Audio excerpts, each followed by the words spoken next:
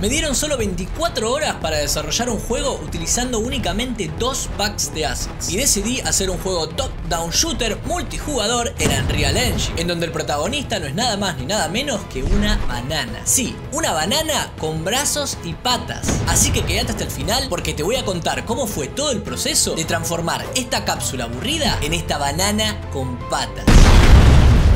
Como ya estamos en el año 2022, decidimos entre varios desarrolladores de videojuegos que hacen videos para YouTube hacer el mismo reto que habíamos hecho el año pasado, el cual consiste en desarrollar un juego en tan solo 24 horas utilizando el mismo pack de assets y luego mostrarlo en un video. El pack que utilizamos este año fue este kit de comida, pero como extra y para agregar un poco más de variedad, este kit de armas. Además, esta vez hay una pequeña diferencia, ahora hay ganadores, así que es muy importante que se me ocurra una idea que no pueda fallar. Obviamente lo primero que se me ocurre al ver este pack de assets es hacer un juego de cocina, pero posiblemente a los demás desarrolladores también se les ocurra lo mismo, así que quizás no me conviene hacer un juego de cocina, aunque ellos podrían pensar lo mismo que yo, y en ese caso sí convendría hacer un juego de cocina porque nadie haría uno pensando en que todos harían un juego de cocina, pero también podrían pensar exactamente esto mismo que estoy diciendo ahora, y en ese caso todos harían un juego de cocina pensando en que nadie haría un juego de cocina, y en ese caso no me convendría hacer un juego de cocina porque todos estarían haciendo un juego de cocina y la cocina.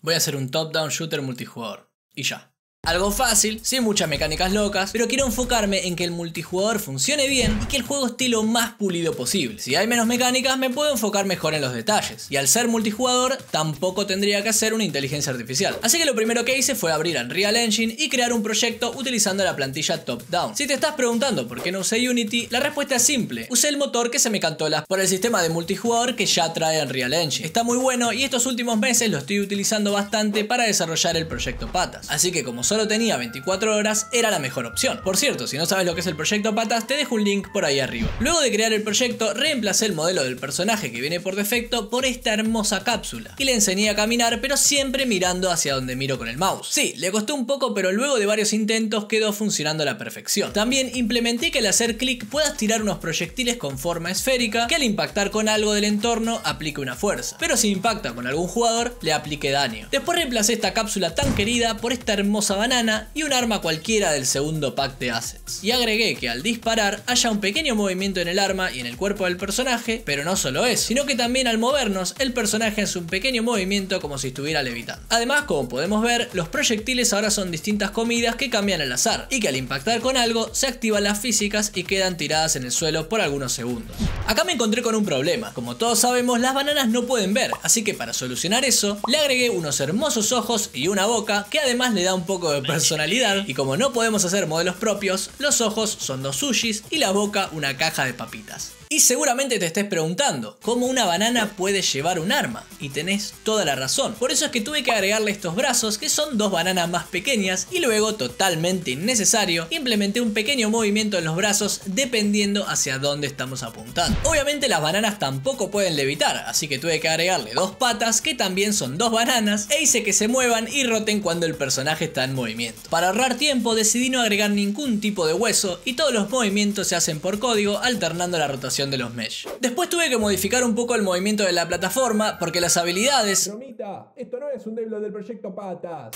Por cierto, los gráficos de YouTube me demuestran que no todas las personas mirando mis videos son ragdolls. De hecho, un porcentaje muy bajo. Esto se soluciona muy fácil. Simplemente tenés que apretar este botón de acá y listo. Te convertiste en un ragdoll del canal. Ah, y ya que estás, dale like al video. En este punto ya tenía un personaje terminado. Podía moverse, disparar y tenía algunas animaciones. Así que era momento de empezar a pulir y empecé con las partículas. Primero agregué un pequeño láser para saber hacia dónde estamos apuntando. Y luego agregué algunas más cuando estamos disparando, cuando un pedazo de comida impacta en algún lado, cuando nos golpea un pedazo de comida y cuando nos eliminan. Me arriesgué mucho, pero no agregué ragdolls. Así que pido disculpas. Es que me parecía mucho mejor la idea de que el personaje se desarmara todo cuando lo elimina. Y para seguir puliendo un poco más, agregué screen check al disparar y al recibir daño, agregué varios sonidos por todos lados y un borde alrededor de la pantalla para indicar mejor cuando recibís daño. Como tenía un poco de tiempo extra, implementé una mecánica más. Esta mecánica es un escudo que sirve para defenderse de los proyectiles enemigos y mientras la estés usando no es posible disparar. Tiene una energía limitada que se va recargando poco a poco y si recibe un impacto se descarga mucho más rápido. También quería agregar un dash, pero ya tenía muy poco tiempo y todavía me faltaban algunas cositas más. Así que para ir cerrando el juego agregué la siguiente siguientes cosas: